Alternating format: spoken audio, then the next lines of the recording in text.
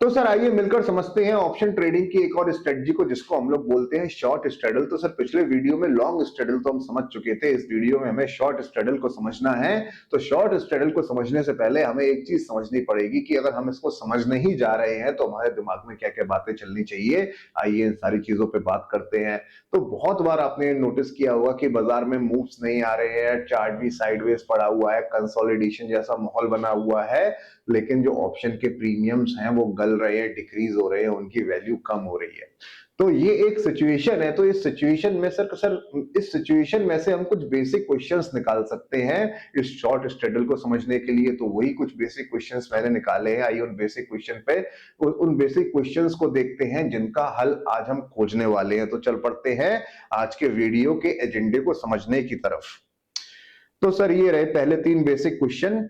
क्या कोई ऐसी स्ट्रेटजी है जिससे मार्केट ना हिले तो भी पैसा बन सकता है? मतलब यहाँ के बात क्या हो रही है कि हम बात ये कर रहे हैं कि ऐसी स्ट्रेटजी कोई हो सकती है जो अगर बाजार में बड़े बड़े मूव्स भी ना आए तो भी हमारा पैसा बन जाए। दूसरा सवाल क्या है, क्या बिना डायरेक्शन गैस किए प्रॉफिट कमाया जा सकता है? ये सवाल बोल रहा है कि क्या मतलब अगर हम ये प्रिडिक्ट करना ही छोड़ दें कि बाजार की डायरेक्शन बुलिश होने वाली है, बेरिश होने वाली है, तो अगर हम डायरेक्शन को अगर गैस ही ना करें तो भी क्या हम प्रॉफिट कमा सकते हैं? इस सवाल का जवाब भी हम जान लेंगे। और तीसरा और सबसे इंपॉर्टेंट सवाल, क्या ये स्ट्रेटजी डेंजरस भी हो सकती है? अब इसको हम देखेंगे भैया कि ये कितनी डेंजरस हो सकती है। तो हम क्या बात करने वाले हैं, तो आज हम बात करेंगे शॉर्ट स्ट्रेडल की जो शांत मार्केट में तो कमाल करती है। जब मार्केट शांत होती है, कंसोलिडेशन में होती है, साइडवेज होती है, तब तो ये स्ट्रेटजी कमाल करती है। लेकिन लेकिन तूफान में अकाउंट हिला सकती है। तूफान मतलब जब जब बड़े मूव्स आना स्टार्ट हो जाए तो आपकी डीमैट को लहूलुहान भी कर सकती है। इस चीज पे भी, इस चीज का भी हम लोग आज ख्याल करते हुए चलेंगे। इन सब बातों पे हम अपनी काफी डिटेल डिस्कशन करने वाले हैं। तो जब हमें पता ही लग गया है कि आज हम शॉर्ट स्ट्रेडल को सीखने वाले हैं, समझने वाले हैं, तो शॉर्ट स्ट्रेडल के स्पेसिफिक कॉन्टेक्स्ट में हम और कौन कौन से सवाल और जान सकते हैं जिससे हमारे दिमाग में शॉर्ट स्ट्रेडल की क्लियरिटी और बढ़ जाए। तो उन सवालों को भी आप देख लेते हैं जो आज इस वीडियो में हम लेने वाले हैं। तो पहला सवाल क्या हो गया सर, शॉर्ट स्ट्रेडल में मैक्सिमम प्रॉफिट कैसे कैलकुलेट करते हैं, आज हम ये सीख जाएंगे। और इसके साथ साथ मतलब कैलकुलेट कैसे करते हैं ये तो सीख ही जाएंगे, वो सिनेरियो क्या क्या हो सकते हैं जहां में प्रॉफिट आ सकता है, उन सारे सिनेरियोस पे भी बात हो जाएगी। मैक्सिमम लॉस कितना हो सकता है ये हम कैलकुलेट करना भी सीख जाएंगे, इसको समझना भी सीख जाएंगे। साथ साथ हम ये भी समझ जाएंगे वो कौन से सिनेरियोस हो सकते हैं, वो कौन सी स्थितियां हो सकती हैं जहां हम हमारी गाड़ी जो हमने ट्रेड डिप्लॉय की है, तो इस ट्रेड डिप्लॉय जो हमने की है वो ट्रेड लॉस की तरफ बढ़ने लगे। ऐसे कौन कौन सी स्थितियां उत्पन्न हो सकती हैं उस बारे पे हम बात कर लेंगे। तो तीसरा सवाल क्या है, ब्रेक इवन पॉइंट कैसे निकालते हैं हम शॉर्ट स्ट्रेडल के कॉन्टेक्स्ट में समझेंगे कि ब्रेक इवन पॉइंट्स क्या होते हैं, वो कैसे निकाले जाते हैं, उनकी कैलकुलेशंस कैसी रहती है, उन सारी चीजों पे भी बात हो जाएगी आज। शॉर्ट स्ट्रेडल में कौन कौन से ऑप्शन ग्रीक्स दोस्त हैं और कौन कौन से दुश्मन? तो हमारे जो ऑप्शन ग्रीक्स होते हैं थीटा, वेगा, गामा, रो, जो हम लोगों ने पहले भी पढ़ चुके हैं, तो हम ये समझ जाएंगे आज की शॉर्ट स्ट्रेडल के कॉन्टेक्स्ट में इन ऑप्शन ग्रीक्स ग्रीक्स में कौन सा हमारा फ्रेंड होने वाला है, कौन सा ऑप्शन ग्रीक हमारा एनिमी होने वाला है, ये बात हम समझ जाएंगे। अगला सवाल क्या है, ये स्ट्रेटजी कब यूज करनी चाहिए और कब यूज नहीं करनी चाहिए, इसका पूरी पूरी अंडरस्टैंडिंग भी आज हम लोग अपने दिमाग में बिठा लेंगे इस वीडियो के अंत तक। और सबसे आखिरी क्या है, comparison between short and long straddle. जब हम ये सारी बात खत्म कर लेंगे तो एक कंपैरिजन भी करके देख लेंगे कि भैया शॉर्ट स्ट्रेडल में कैसी कैसी चीजें हमें देखनी होती हैं और लॉन्ग स्ट्रेडल में कौन कौन सी चीजों का हमें ख्याल करना होता है। तो सर आपको भी अगर इन सभी सवालों के आंसर्स जानने हैं शॉर्ट स्ट्रेडल के कॉन्टेक्स्ट में तो इस वीडियो के अंत तक बने रहिएगा। और अगर ये वीडियो आपको पसंद आता है तो लाइक जरूर करिएगा, इससे अगर आपकी एजुकेशन बढ़ती है, कुछ बेनिफिट मिलता है, तो इसको सब्सक्राइब कर लीजिएगा ताकि आपको आगे भी ऐसे पावर पैक्ड वीडियो मिलते रहे। और लास्ट में बस यही बोलूंगा, अगर ये वीडियो आपको औसम लग जाए तो इसको शेयर भी कर दीजिएगा। तो चलिए सर शुरू करते हैं, आंसर जान लेते हैं। तो पहला बेसिक सवाल क्या था, क्या कोई ऐसी स्ट्रेटजी है जिसमें मार्केट ना हिले तो भी पैसा बन सकता है? हाँ, काफी स्ट्रेटजी है। स्ट्रैंगल है हम पढ़ चुके, जिसमें हम कॉल पुट साइड के दूर दूर के ओटीएम बेच आते थे, और अगर दूर दूर के नहीं बेचते थे तो फिर हम किस तरह से रेंज डिफाइन करते थे, वहां पे हमने ये सारी बातें कर रखी है।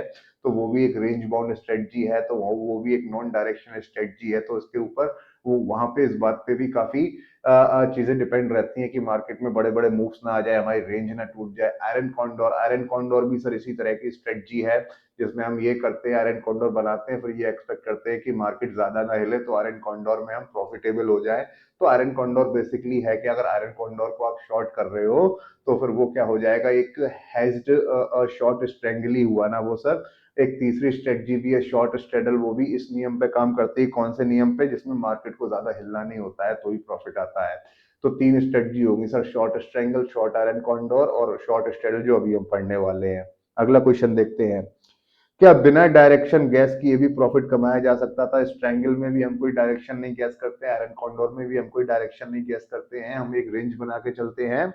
और यहाँ पे भी सर शॉर्ट स्ट्रेडल में भी हमें कोई डायरेक्शन यहाँ पे गैस नहीं करना है कि अगर हम जो शॉर्ट स्ट्रेडल को जो हम डिप्लॉय करते हैं तो वहां पे हमें क्या करना होता है सर, हम एक स्पेसिफिक स्ट्राइक प्राइस लेते हैं जो कि अमूमन आपकी एटीएम ही होती है।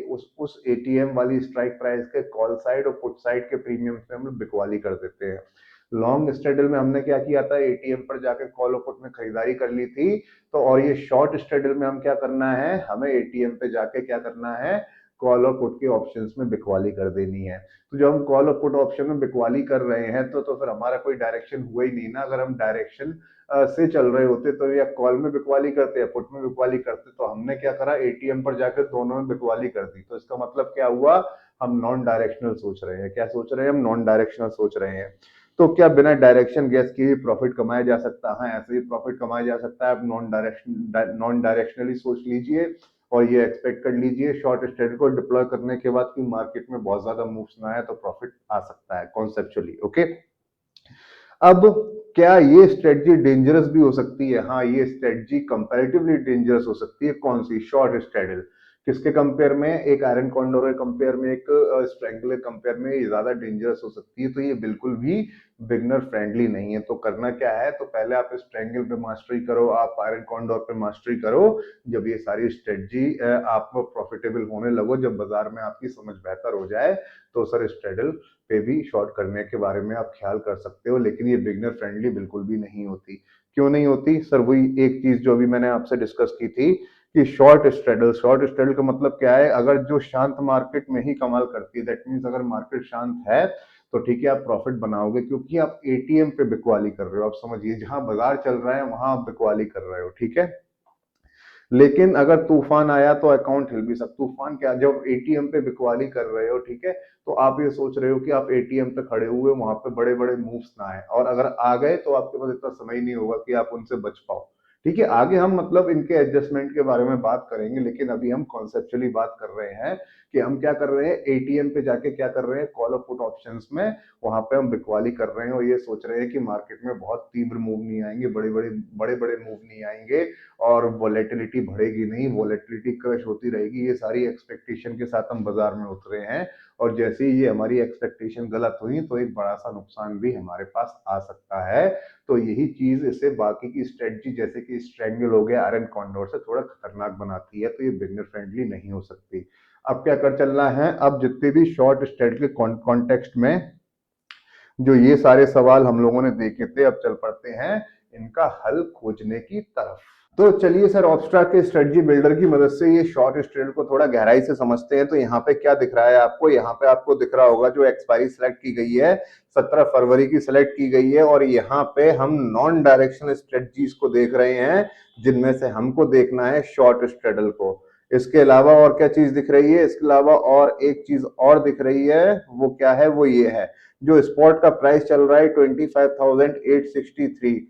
तो मतलब ये एटीएम क्या रहा होगा? एटीएम क्या होता है? एटीएम वो स्ट्राइक प्राइस होती है जो आपके स्पॉट के इर्द गिर्द घूमती है। तो यहाँ पे एक 25,900 क्या हो सकता है? एटीएम हो सकता है। आई होप ये बात आपको समझ आई होगी। ठीक, अब क्या करना है हमने? अब हमने क्या करना है, हमने ये शॉर्ट स्ट्रेडल दिख रहा है, ये शॉर्ट स्ट्रेडल है, इसको हमें डिप्लॉय करना है। तो आइए इसको डिप्लॉय करने की तरफ अपना रुख करते हैं। जैसे ही हमने यहाँ पे शॉर्ट स्ट्रेडल पे क्लिक किया तो ये कुछ इस तरह से बन के आ गया। तो ये क्या कह रहा है? ये सर ये वही बात कह रहा है जो हम समझते हुए आए हैं। तो ये बता रहा है कि अगर शॉर्ट स्ट्रेडल को डिप्लॉय करना है तो वो एक ऐसी स्ट्राइक प्राइस चुनो, क्या है, 25,900 ऐसी स्ट्राइक प्राइस चुनो जो कि एटीएम हो। एटीएम कौन सी स्ट्राइक प्राइस होगी? जो स्पॉट के इर्द गिर्द घूम रही होगी। ठीक, अब वो जो एक स्ट्राइक प्राइस चुन ली जो स्पॉट के काफी नजदीक थी, तो वहां पे क्या बोल रहा है करने को? उसका पुट ऑप्शन और कॉल ऑप्शन में क्या कर लो, बिकवाली कर लो। पुट ऑप्शन और कॉल ऑप्शन में क्या कर लो, सेलिंग कर लो। क्या कर लो, सेलिंग कर लो। लेकिन शर्त क्या है, एक्सपायरी सेम होनी चाहिए। एक्सपायरी सेम होनी चाहिए 17 फरवरी की। ये नहीं कि कॉल साइड में आप 17 फरवरी बेच आए और पुट साइड में आप 24 फरवरी जाके बेच रहे हो। सेलेक्ट जो एक्सपायरी सिलेक्शन है वो सेम होनी चाहिए एक्सपायरी। आई होप यहां तक बात समझ आई होगी आपको शॉर्ट स्ट्रेटजी के कॉन्टेक्स्ट में। चलिए चलते हैं, अब ये सेल का बटन पे यहाँ पे क्लिक करते हैं, देखते हैं क्या स्ट्रक्चर निकल के आया, क्या ढांचा बन के आया। तो यहाँ पे ये इस तरह से स्ट्रक्चर बन के आ गया। अब इस स्ट्रक्चर में हमें क्या समझना है, इसके हमें मैक्स प्रॉफिट को समझना है, मैक्स लॉस को समझना है और ब्रेक इवन्स को समझना है। तो सबसे पहले क्या समझेंगे, मैक्स प्रॉफिट को समझेंगे। तो मैक्स प्रॉफिट कैसे निकलेगा, यहाँ पे कॉल और पुट साइड में दोनों में क्या हुई है, सेलिंग हुई है। दैट मीन्स प्रीमियम क्या हुआ होगा, क्रेडिट हुआ होगा। तो हमें अब देखना है कि कितना टोटल, कितना प्रीमियम क्रेडिट हुआ है, नेट प्रीमियम क्रेडिट कितना है यहाँ पर सर। तो यहाँ पे 150 प्लस 174.95, तो नेट प्रीमियम क्रेडिट कितना हुआ, 324.95। और निफ्टी इंस्ट्रूमेंट जिसका लॉट साइज है 65 का मल्टीप्लाई कराएंगे तो निकल के आई वैल्यू 21,121.75 और राउंड फिगर में 21,122। यहाँ पे क्या लिखा है मैक्स प्रॉफिट के सामने, 21,122। तो ये तो हमारा मैच हो गया। तो चलिए सर इस मैक्स लॉस को भी एड्रेस कर लेते हैं। तो यहाँ पे मैक्स लॉस क्या बोल रखा है, अनडिफाइंड काइंड ऑफ अनलिमिटेड। ये ऐसा क्यों बोल रखा है ये देख लेते हैं। तो यहाँ पे क्या बिकवाली की हुई है, 25,900 सीई, 25,900 सीई में बिकवाली की हुई है। इसका मतलब हम क्या बोल रहे हैं कि बाजार भैया 25,900 से ऊपर नहीं जा सकता। हम ये तो बोल रहे हैं कि बाजार 25,900 से ऊपर नहीं जा सकता। और 25,900 का प्रीमियम क्या है, 150। अगर बाजार 25,900 से ऊपर गया तो दैट मीन्स स्पॉट का प्राइस बढ़ रहा होगा तभी तो ऊपर जाएगा। 25,900 से ऊपर गया दैट मीन्स बाजार बुलिश ट्रेंड में ऊपर जा रहा है। तो भैया कि जब स्पॉट का प्राइस बढ़ने लगता है तो क्या होता है, कॉल साइड के प्रीमियम्स बढ़ने लगते हैं। तो ये वाला प्रीमियम जो 150 है तो ये कितना बढ़ जाएगा, तो कॉन्सेप्चुअली बाजार तो कितना भी बढ़ सकता है ना, इन्फिनिटी तक बढ़ सकता है। तो छोड़िए इन्फिनिटी की बात नहीं करते हैं। तो अगर मतलब एक अच्छा खासा मूव आ गया बुलिश साइड तो क्या हुआ, कॉल साइड के प्रीमियम्स बढ़ने लगेंगे। ये 150 का जो दिख रहा है अभी यहाँ पे जो 150 दिख रहा है, तो ये भी इस चीज के चांसेस है 500 हो जाए, 1000 हो जाए और बहुत सिनेरियो में ये 1500 भी हो सकता है। अब वैसे नीचे की बात कर लेते हैं। नीचे हमने क्या करा है, 25,900 पी में क्या करा है, बिकवाली की है, सेल कर रखा है।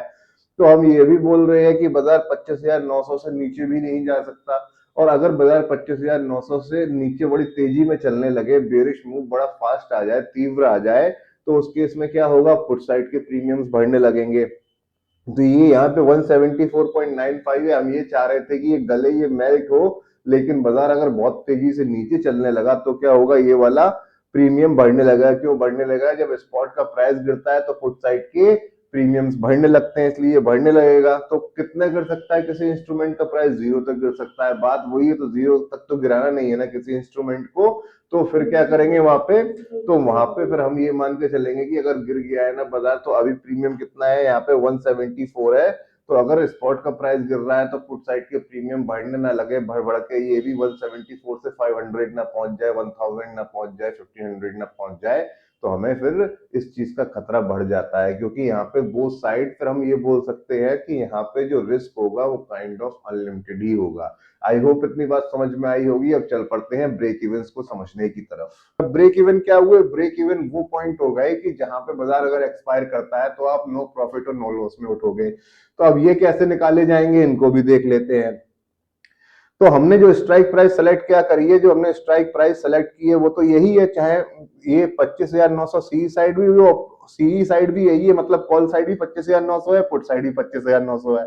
तो हमें ब्रेक इवन निकालना है ऊपर की साइड का और नीचे की साइड का, ठीक है। तो अगर हमें ऊपर की साइड का, अगर अपर साइड का ब्रेक इवन निकालना है तो 25,900 की स्ट्राइक प्राइस है। अगर हमें अपर साइड का निकालना है तो हम क्या करेंगे, इसमें जो हमारे पास नेट प्रीमियम क्रेडिट हुआ था वो ऐड कर देंगे। वो क्या था, 324.95।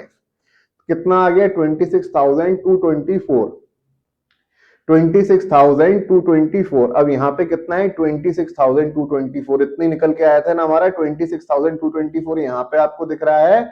और हमारे कैलकुलेटरी कैलकुलेशन में भी 26,224 ही निकल के आया है। अब 25,900 आपकी वही स्ट्राइक प्राइस है, ठीक है। अब इसमें से अगर आप नेट प्रीमियम क्रेडिट घटा देंगे तो आपको क्या पता लग जाएगा, नीचे की साइड का लोअर साइड का ब्रेक इवन निकल के आ जाएगा 324.95। तो कितना आ गया, 25,575.05। यहाँ पे क्या है 25,576, वही निकल के आ गया सर। तो ये 2 पॉइंट क्या हो गए, ये पॉइंट 2 पॉइंट ऐसे हो गए कि इन पॉइंट पे अगर बाजार एक्सपायर करता है, इन दोनों पॉइंट पे बाजार कहीं एक्सपायर करता है तो आपका क्या हो जाएगा, नो प्रॉफिट नो लॉस। और इन दोनों पॉइंटों के बीच में कहीं बाजार एक्सपायर करता है तो आपके प्रॉफिट के पोटेंशियल्स बने रहेंगे। और अगर जिस एटीएम से आप ये बिकवाली करके चले थे और एक्सपायरी के दिन उसी एटीएम पर, मतलब इसी वैल्यू के आसपास, देखिए जो हमने स्टैडल को शॉर्ट किया है, तो हमने स्टैडल को शॉर्ट कब किया था, स्पॉट चल रहा था 25,863, तो 25,900 की हमने वो स्ट्राइक प्राइस ली थी।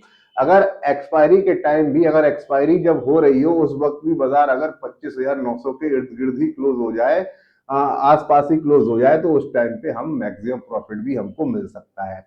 आई होप यहां तक आपको बात समझ में आई होगी। अब क्या करना है, अब चल पड़ते हैं अगली बातों को समझने की तरफ। तो आइए सर इस शॉर्ट स्ट्रेडल के पे ऑफ ग्राफ को भी एक बार चेक कर लेते हैं। तो आप यहाँ पे देख रहे होंगे तो आपको ये नजर आ रहा होगा कि यहाँ पे एक ट्रायंगल का शेप बना हुआ है, और यहाँ पे इस शेप में जो यहाँ पे जो ये पीक है वो आपकी पॉइंटेड पीक है। कैसी पीक है, ये वाली पीक की बात कर रहा हूँ इसकी, ये आपकी पॉइंटेड पीक है।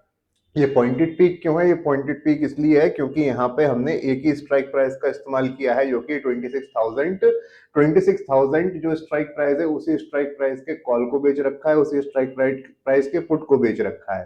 तो अगर इसीलिए यहाँ पे पॉइंटेड पीक है। अगर हम ये नहीं करते तो ये कॉल साइड है, कॉल साइड में हम एक स्ट्राइक प्राइस, कॉल साइड में थोड़ा हम ओटीएम जाके एक किसी स्ट्राइक प्राइस में बिकवाली करते, और पुट साइड में भी हम ओटीएम में जाके किसी स्ट्राइक प्राइस में बिकवाली करते, तो हमें क्या मिल जाती, हमें रेंज मिल जाती, हमें क्या मिल जाती, हमें इस तरह से रेंज मिल जाती।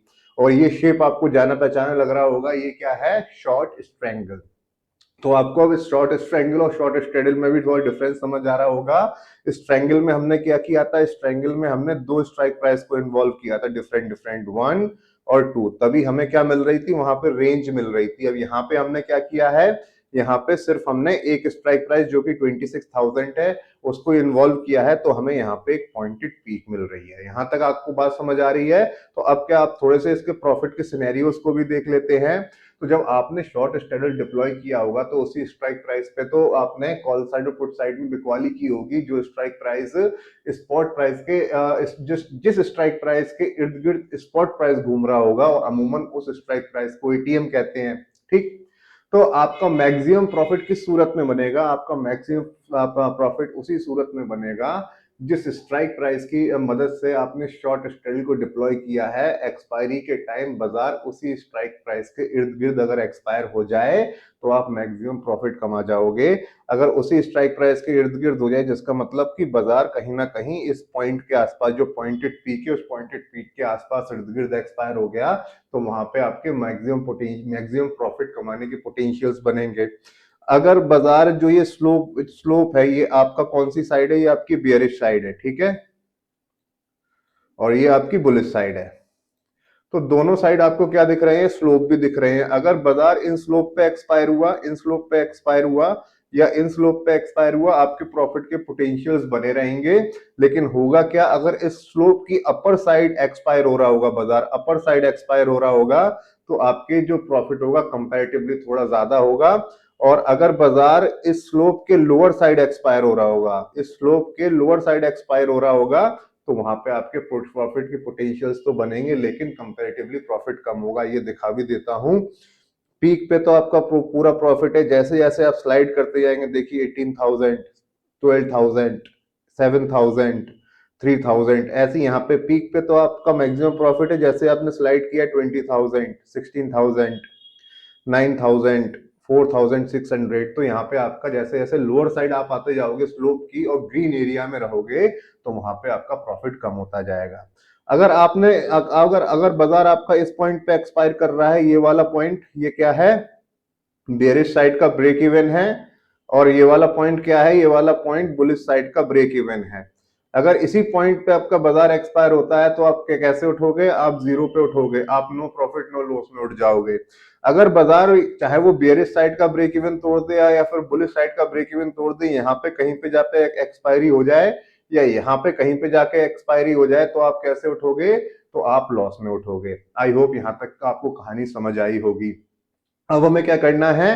अब हमें चल पड़ना है एक और मुद्दे की बात को समझने की तरफ, जो कि ये है कि शॉर्ट स्ट्रेटेजिक कॉन्टेक्स्ट में कौन कौन से ऑप्शन ग्रीक हमारे दोस्त हो सकते हैं और कौन कौन से ऑप्शन ग्रीक हमारे दुश्मन। तो देख लेते हैं शॉर्ट स्ट्रेडल में कौन कौन से ऑप्शन ग्रीक्स दोस्त हैं, कौन कौन से दुश्मन। तो सबसे पहले हम क्या देखेंगे? सबसे पहले हम दोस्तों को देख लेते हैं। तो सबसे पहला दोस्त ग्रीक कौन है जो हमें हेल्प करता है? तो पहला कौन हो गया? थीटा, जो टाइम डिके की प्रिंसिपल पे काम करता है। तो ये हमारा सबसे बड़ा दोस्त हो सकता है। कैसे हो सकता है? हर दिन प्रीमियम पिघलता है, हमें पता है जैसे जैसे समय गुजरता है प्रीमियम मेल्ट होता है, पिघलता है, कम होता है, डिक्रीज होता है। ठीक, मार्केट स्टेबल रहे तो प्रॉफिट बढ़ता है। अगर मार्केट स्टेबल रहे, ठीक है, मतलब साइडवेज रहे, स्टेबल रहे और बहुत ज्यादा उठापटक ना हो, बहुत बड़े बड़े और अनएक्सपेक्टेड मूव्स ना आए, सडन मूव्स ना आए, और मार्केट स्टेबल रहे तो प्रॉफिट इसमें आपका बढ़ता रहेगा। तो नियम क्या बना? टाइम गुजरना इक्वल टू पैसा आना, टाइम गुजरना इक्वल टू पैसा आना। बट कंडीशन क्या है? कंडीशन ये है मार्केट स्टेबल रहे तो। ठीक, अगर उठपटांग मूव्स आ रहे हैं तो आपका स्टेडल, तो फिर कहानी खत्म ही हो जाएगी, डीमेट लहूलुहान हो जाएगा आपका। इतनी बात आप ध्यान रखिएगा। अब क्या करना है? अब चल पड़ना है वेगा को समझने की तरफ। दूसरे नंबर पे है वेगा भाई साहब। वेगा भाई साहब हमारे दोस्त हो सकते हैं, लेकिन एक कंडीशन पे। वो कंडीशन क्या होगी? जब वॉलेटिलिटी डाउन हो रही होगी, कम हो रही होगी, रिड्यूस हो रही होगी, आईवी क्रश हो रही होगी, उस कंडीशन में वेगा भाई साहब क्या बन जाएंगे? हमारे दोस्त बन जाएंगे। तो कैसे दोस्त बन जाएंगे? जब वॉलेटिलिटी कम हो रही होगी, आईवी क्रश हो रही होगी, उस केस में क्या हो रहा होगा? उस केस में आपके ये ऑप्शन के प्रीमियम खुद ब खुद सस्ते हो रहे होंगे। तो हमें शॉर्ट स्ट्रेडल में जो हमें नेट प्रीमियम क्रेडिट हुआ था ना, तो हम क्या चाहेंगे सर? या तो वो मेल्ट होता रहे या तो खुद ब खुद वो सस्ता होता रहे। ठीक है, यही तो चाहेंगे। तो इस कंडीशन में, कौन से कंडीशन? जहां पे वॉलेटिलिटी डाउन हो रही है, कम हो रही है, तो उस कंडीशन में वेगा भाई साहब हमारे दोस्त हो सकते हैं। और यही वेगा भाई तो हमारे दुश्मन भी हो जाएंगे। कब हो जाएंगे? जब वॉलेटिलिटी एक्सपेंड करेगी, इंक्रीज करेगी, तब क्या होगा? तब ऑप्शन के प्रीमियम इंक्रीज हो रहे होंगे। तो हमें क्या चाहिए? जो नेट प्रीमियम में क्रेडिट हुआ है एक शॉर्ट स्ट्रेडल में, वो हमें चाहिए सस्ते हो, मेल्ट हो, ना कि वो एक्सपेंसिव होने लगे, बढ़ने लगे। तो अगर वॉलेटिलिटी एक्सपेंड हो रही है, उस केस में वेगा भाई साहब हमारे दुश्मन भी हो सकते हैं। इतनी बात का आप ख्याल रखिएगा। अब बात करते हैं दुश्मन ग्रीक्स की जो नुकसान करा सकते हैं। सबसे पहले गामा, सबसे डेंजरस दुश्मन। क्यों? प्राइस फास्ट मूव करे तो डेल्टा जल्दी चेंज होता है। तो अब प्राइस ने फास्ट मूव किया तो इसका मतलब क्या हुआ? गामा बढ़ा। गामा ने क्या किया? गामा ने डेल्टा को बढ़ाया। और डेल्टा ने क्या किया? तो डेल्टा ने क्या कर दिया? प्रीमियम को बढ़ा दिया। अगर ये आपको ये थ्योरी, ये कॉन्सेप्ट पता नहीं है, तो एक लूसीफर कैंडल में मैंने क्या कर रखा है, 3 कोर्सेज चला रखे हैं। जो पहला कोर्स है कोर्स 1, वहां पे सिर्फ और सिर्फ कॉन्सेप्ट बताए हैं। जो कोर्स 2 है वहां पे सिर्फ और सिर्फ स्ट्रेटजी, उनके डिप्लॉयमेंट पे बात हो रही है। जो तीसरा कोर्स है वो किसके रिगार्डिंग है? अगर ट्रेडिंग साइकोलॉजी बूस्ट करनी है, ट्रेडिंग माइंडसेट बूस्ट करना है, तो वो तीसरा कोर्स उसके लिए है। तो अगर आपको ये डेल्टा, गामा, वेगा के कॉन्सेप्ट में अभी भी दिक्कत है, तो दैट मीन्स आपने कोर्स 1 नहीं देखा है, आप इस वीडियो पे आ गए हैं। तो पहले आप वो देख लीजिए। अगर बातें समझ में आ रही हैं तो कंटिन्यू करते हैं, चलिए। तो यहाँ पे क्या हो गया कि भाई कि जब प्राइस ने फास्ट मूव किया तो उसने गामा को बढ़ाया, गामा ने डेल्टा को बढ़ाया, ऑप्शन प्रीमियम्स बढ़ गए। ठीक, तो sudden move equal to loss explode. ठीक है, अब हमें क्या चाहिए था? हमने तो अपना वो ट्रेड एटीएम पे ही बना के रखा था। ठीक है, हम तो ये चाह रहे थे कि मार्केट स्टेबल रहे, बहुत ज्यादा उठापटक ना करे। एक सडन सा मूव आ गया, वो भी काफी बड़ा, तो फिर तो खेल तो खराब हो ही गया। तो शॉर्ट स्ट्रेडल क्या बच पाएगा? कभी नहीं बच पाएगा। तो इस चीज का ख्याल करिएगा। ठीक, डेल्टा, डेल्टा न्यूट्रल से एनेमी बन सकता है। स्टार्ट में डेल्टा क्या होता है? नियर टू जीरो होता है, अप्रोक्स जीरो होता है। लेकिन अगर मार्केट किसी एक डायरेक्शन में चलने लगी तो फिर क्या हो जाएगा? ये डेल्टा भाई साहब भी थोड़ा दुश्मन की तरह अपना रंग दिखाने लगेंगे। वो भी कहीं ना कहीं प्रीमियम्स को बढ़ाने लगेंगे। और बात तो यही हो रही है ना सर, यहाँ पे क्या हो गया? मार्केट एक साइड डायरेक्शनल हो गया, तो ये तो होना ही नहीं था ना। तो फिर हमारे शॉर्ट स्ट्रेडल में बैठने का फायदा ही क्या है? आई होप इतनी बात समझ में आई होगी। तो अब क्या करना है? तो अब हमें चल पड़ना है एक अहम बात को समझने की तरफ कि इस शॉर्ट स्ट्रेडल को हमें कब डिप्लॉय करना चाहिए और कब डिप्लॉय नहीं करना चाहिए। चल पड़ते हैं इन बातों को समझने की तरफ। तो आइए सर इस बात पे भी चर्चा कर लेते हैं। स्ट्रेडल को शॉर्ट हमें कब करना चाहिए, कब नहीं करना चाहिए, शॉर्ट करके उसको डिप्लॉय कब करना चाहिए, कब नहीं करना चाहिए। तो सबसे पहले हम क्या एक पॉजिटिव साइड देखेंगे, दैट मीन्स हम देखेंगे कि शॉर्ट स्ट्रेडल को हमें कब डिप्लॉय करना चाहिए। तो पहली चीज क्या है सर, मार्केट साइडवेज हो। अगर आपको लगता है कि बाजार मार्केट अगर साइडवेज है, आपकी एनालिसिस बोल रही है कि मार्केट अभी कंसोलिडेशन फेज में चल रहा है, तो वो एक आइडियल सिचुएशन हो सकती है आपकी इस ट्रेडल को शॉर्ट करने की, बशर्ते आप में आपकी बाजार में समझ अच्छी होनी चाहिए, बेहतरीन होनी चाहिए, आपका एनालिसिस अच्छा होना चाहिए। ठीक। दूसरा, बिग मूव का चांस कम हो। अगर आपको लग रहा है कि अब बड़े मूव्स नहीं आने वाले हैं, बिग मूव्स का चांस कम हो चुका है, तो वहां आप इस ट्रेडल को शॉर्ट कर सकते हैं। कौन कौन सी कंडीशंस हो सकती हैं? अगर मार्केट में आपका वॉच टाइम अच्छा है, तो आपने काफी बार देखा होगा जब मार्केट बुलिश चलता है, ऊपर ऊपर चलता है, तो एक ऐसी स्थिति आ जाती है, वो जितना ऊपर उसको जाना होता है उस दिन चला जाता है, उसके बाद क्या होता है, कंसोलिडेशन फेज में चला जाता है, इस तरह से करने लगता है। और इसकी अपोजिट बात भी देख लेते हैं, मार्केट ऐसा आया, ऐसा आया, ऐसा आया, ऐसा आया, काफी गिर गया, फिर क्या किया इसने, वहीं की वहीं कंसोलिडेशन फेज में चला गया। तो आप यहाँ पे इस पॉइंट से इस चीज का भी फायदा उठा सकते हो कि यहाँ पे हम बोल सकते हैं कि मूव आने की एक्सपेक्टेशन कम है, लेकिन तभी कीजिएगा, फिर बोल रहा हूँ, बार बार बोल रहा हूँ, बिगनर फ्रेंडली स्ट्रेटजी नहीं है। जब बाजार में आपकी समझ और एक्सपीरियंस हो जाए, तब आप इस ट्रेडल को शॉर्ट करना स्टार्ट कर दीजिएगा। ठीक। अब यहाँ पे कौन सी बात होगी, वॉलेटिलिटी हाई हो और गिरने वाली हो, तो हमने जब स्ट्रैंगल पढ़ा था, स्ट्रैंगल को शॉर्ट करना समझा था, तो हमने भिन्न भिन्न प्रकार से व्यू बनाना समझा था कि हम कैसे कैसे व्यू बना सकते हैं कि स्ट्रैंगल को शॉर्ट करने के लिए। तो वहां पे एक बात भी उठी थी, कौन सी बात थी, वो इंडिया विक्स की बात थी। तो हमने वहां पे देखा था, जब जब इंडिया विक्स 30, 32, 33 प्लस गई है, तो वहां से वो धड़ाम से नीचे गिरी है। तो कहने का मतलब क्या है, अगर आपको दिख रहा हो कि volatility, that means India VIX अपनी पीक पे है, तो वो एक सही मौका हो सकता है इस ट्रेडल को शॉर्ट करने का, क्योंकि वहां से एक अपॉर्चुनिटी बनती है। जब वहां से वो इंडिया विक्स गिरेगी, दैट मींस वॉलेटिलिटी क्रश होगी, तो ऑप्शन के प्रीमियम सस्ते हो जाएंगे, और शॉर्ट स्ट्रेडल में जो नेट प्रीमियम हमारे पास प्रिडिक्ट हुआ था, हम यही तो चाहेंगे, या तो मेल्ट हो जाए और सस्ते हो जाए। ठीक है, ये बात आपको समझ में आई होगी। चलिए आखिरी बात भी कर लेते हैं। आखिरी बात क्या है, कोई मेजर न्यूज एक्सपेक्टेड ना हो। अगर आपको लग रहा है कि कोई मेजर न्यूज नहीं आने वाली है, कोई बड़ा इवेंट नहीं आने वाला है, बाजार भी स्टेबल तरीके से चल रहा है, तो वहां भी एक मौका बन सकता है इस ट्रेंड को शॉर्ट करने का। फिर बोल रहा हूँ, बिगनर फ्रेंडली स्ट्रेटजी ये बिल्कुल भी नहीं है। आप इस ट्रायंगल मास्टर करो, आयरन कॉन्डोर मास्टर करो, बाजार में अपनी समझ बढ़ाओ। जब आपको अच्छा खासा समय बाजार में हो जाए, तब शॉर्ट स्ट्रेटल के बारे में ख्याल कर लीजिएगा। ठीक है, ये कब यूज करनी है, ये कब यूज नहीं करनी चाहिए, इस पर ही बात कर लेते हैं। सबसे पहला क्या है, या जब वो रिजल्ट का दिन हो, बजट का दिन हो, या बिग न्यूज हो, तो आपको बिल्कुल शॉर्ट स्ट्रेडल को अवॉइड करना चाहिए, क्योंकि हम उसको एटीएम पे ही तो बनाते हैं। और वहीं से कोई बड़ा मूव आ गया, एकदम से बुलिश या बेरिश मूव आ गया, अच्छा खासा मूव आ गया, तो वहीं आपके शॉर्ट स्ट्रेडल की कहानी खत्म हो जाएगी, आपका डीमेट लहूलुहान हो जाएगा, मान लीजिएगा मेरी बात। और ऐसे सिनेरियो में आप बिल्कुल स्ट्रेडल को शॉर्ट करने का ख्याल बिल्कुल नहीं कीजिएगा। अब मार्केट स्ट्रॉन्ग ट्रेंड में हो, अब मार्केट के सब फेजेस होते हैं, consolidation phase, volatile phase, trendy phase. अगर मार्केट ट्रेंडी फेज में होगी ना, तो सर हम स्ट्रेडल को शॉर्ट क्यों करेंगे? हमें तो मतलब यहाँ पे यही कर रहे हैं ना कि हमने एटीएम पे ही तो जाके कॉल पुट में बिकवाली की है, तो बाजारी ट्रेंडी है, तो वो एक साइड भागने लगेगा, फायदा ही क्या हुआ सर स्ट्रेडल को शॉर्ट करने का। आई होप इतनी बात समझ में आई होगी आपके। आपको लग रहा है कि सडन स्पाइक आ सकता है, उस केस में भी हम क्या करेंगे, स्ट्रेडल को डिप्लॉय नहीं करेंगे। ठीक। और वॉलेटिलिटी ऑलरेडी लो हो, तो वॉलेटिलिटी क्या है, अगर वॉलेटिलिटी ऑलरेडी अपनी मिनिमम पे है, तो वहां से एक क्या चांस बनने लगते हैं कि कुछ समय बाद कहीं ये ऊपर की तरफ ना चली जाए, क्योंकि ऑलरेडी अपने मिनिमम पे चल रही है वो। तो वहां पे भी आपको एक स्ट्रेडल को शॉर्ट करना अवॉइड करना चाहिए। चल पड़ते हैं आगे की बात करने की तरफ। सबसे इंपॉर्टेंट बात, इस स्ट्रेटजी का सबसे बड़ा रिस्क क्या है? सबसे बड़ा रिस्क बताता हूँ। सबसे पहले तो आप यही समझिए कि इस एटीएम पे बन रही है, जहां स्पॉट का प्राइस घूम रहा है, उसी स्ट्राइक प्राइस के आसपास ये स्ट्रेटजी बन रही है, वहीं से डिप्लॉय हो रही है कॉल पुट में बिकवाली करके। ठीक। तो सबसे बड़ा रिस्क क्या हो सकता है? सबसे बड़ा रिस्क हो सकता है मार्केट कभी वार्निंग देकर मूव नहीं करता, sudden move equal to heavy loss. तो बात वही है ना, आप स्ट्रेडल शॉर्ट किए हो तो आपको फोन थोड़ना आएगा, भाई साहब मैं मूव हूं, मैं आ रहा हूं, तो आप देख लेना, अपना बचा पाओ, बच पाओ तो बच जाओ। ठीक है, मैंने आपको इत्तला कर दी है, खबर पहुंचा दी है, ऐसा तो होगा नहीं।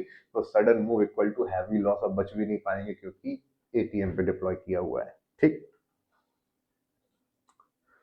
अब क्या है, हाँ अब वो बिल्कुल एंड सेगमेंट पे पहुंच चुके हैं। यहाँ पे क्या है, शॉर्ट वर्सेस लॉन्ग स्ट्रेडल में डिफरेंस क्या है, आइए उसको भी देख लेते हैं। हमने लॉन्ग स्ट्रेडल तो पढ़ लिया है, शॉर्ट हमने आज समझ लिया है, आइए इसके तीन चार डिफरेंस भी देख लेते हैं। तो शॉर्ट स्ट्रेडल में हमें क्या चाहिए, मार्केट जो हम बात करते हुए चले आ रहे हैं, हमें मार्केट स्टेबल चाहिए, हमें बहुत ज्यादा उठापटक नहीं चाहिए, हमें साइडवेज मार्केट चाहिए, स्टेबल मार्केट चाहिए जिसमें भयंकर भयंकर या बहुत ज्यादा मूव्स ना आ रहे हो। वो एक आइडियल सिचुएशन हो गई शॉर्ट स्ट्रेडल को डिप्लॉय करने की। लॉन्ग स्ट्रेडल में उल्टा क्या होगा, इसमें अपोजिट होता है, मार्केट में बिग मूव चाहिए, मार्केट में क्या चाहिए, हमें बड़े बड़े मूव चाहिए। ऐसा क्यों है, आइए दूसरे डिफरेंस को देख लेते तो ये बात समझ में आ जाएगी। तो दूसरा डिफरेंस क्या बोलता है कि प्रीमियम यहाँ मिलता है, तो प्रीमियम मिला हमें, तो जो प्रीमियम शॉर्ट स्ट्रेडल में हमें जो क्रेडिट हुआ, तो हमें क्या चाहिए कि वो वहीं के वहीं मेल्ट होता रहे, ठीक है, मेल्ट होता रहे। जो हमें क्रेडिट हुआ है वो हमें, वो जो हमें क्रेडिट हुआ है वो जो जितना भी हुआ है उससे बढ़े ना, उससे नीचे ही चलता रहे, चीप होता रहे, मेल्ट होता रहे। अब लॉन्ग स्ट्रेडल में क्या है, लॉन्ग स्ट्रेडल हम क्या हो जाता है, बाइंग साइड हो जाता है, तो हमें शॉर्ट स्ट्रेडल में प्रीमियम मिलता है, यहाँ प्रीमियम देना पड़ता है। यहाँ क्या होता है, प्रीमियम देना पड़ता है। तो जो हमने प्रीमियम दे दिया, हम ये तो नहीं चाहेंगे ना वही कम होने लगे, हमने तो ये चाहेंगे ना जो हमने दिया है वो बढ़ के वापस मिले, ठीक। तो यहाँ पे क्या हो जाता है, शॉर्ट स्ट्रेडल में जब प्रीमियम मिलता है तो हमें चाहते हैं कि मार्केट स्टेबल रहे, क्या रहे, मार्केट स्टेबल रहनी चाहिए, ठीक। और जब हम लॉन्ग स्ट्रेडल डिप्लॉय करते हैं तो हमें प्रीमियम देना पड़ता है, तो हम ये सोचते हैं कि जितना दिया है उससे बढ़ के वापस मिले। वो बढ़ेगा कब, जब मूव्स आएंगे। आई होप इतनी बात क्लियर होगी। यहाँ पे क्या है, लॉस अनलिमिटेड है, क्यों अनलिमिटेड है मैं बता चुका हूं। और यहाँ पे क्या है, लॉन्ग स्ट्रेडल में लॉस लिमिटेड है, क्योंकि जितना आपने प्रीमियम दिया है ना, ठीक है, उतना ही है, उतना ही आपका लॉस है जो दिया है, उससे बढ़ के लॉस हो ही नहीं सकता आपको, ठीक। शॉर्ट स्ट्रेडल में क्या होता है, थीटा आपका दोस्त होता है, और लॉन्ग स्ट्रेडल में क्या होता है, थीटा आपका एनिमी होता है। होगी बात समझ में आई होगी। तो अगर मैं इसको एक एक एक सेंटेंस में कंक्लूड करने की कोशिश करूं तो इसको मैं ऐसे कंक्लूड कर सकता हूं, शॉर्ट स्ट्रेडल में आप पैसा तब बना सकते हो जब बाजार सो रहा होता है, लेकिन बाजार भले ही सो रहा है, एक ट्रेडर को पूरी तरीके से जागता हुआ रहना चाहिए, तभी ये शॉर्ट स्ट्रेडल में कुछ बेनिफिट कमा पाएंगे, क्योंकि अच्छी खासी मॉनिटरिंग करनी पड़ती है इसमें। सो यहाँ तक तो ये आपका लॉन्ग स्ट्रेडल और शॉर्ट स्ट्रेडल कवर हो गया। अब देखता हूँ अगला कौन सा वीडियो आएगा, हो सकता है मैं अभी सोच रहा हूँ कि ये जो मैंने आपको स्ट्रेडल बताया है लॉन्ग और शॉर्ट, इसी को थोड़ा सा और दो तीन चीजें बता दूं कि इंट्राडे में ये कैसा काम करता है। और एक स्ट्रेटजी और होती है, वो स्ट्रेडल रिपोजिशनिंग स्ट्रेटजी होती है, उस पे भी एक वीडियो आ जाएगा। तो इन दोनों को कवर करने के बाद हम लोग आयरन फ्लाई पे चले जाएंगे और फिर हम इन सारी चीजों की एडजस्टमेंट पे बात कर लेंगे। So I think this is enough for now, and I also think I should leave now. So this is Ankit Dwivedi signing off from the Lucifer Candle, and let's keep the light burning.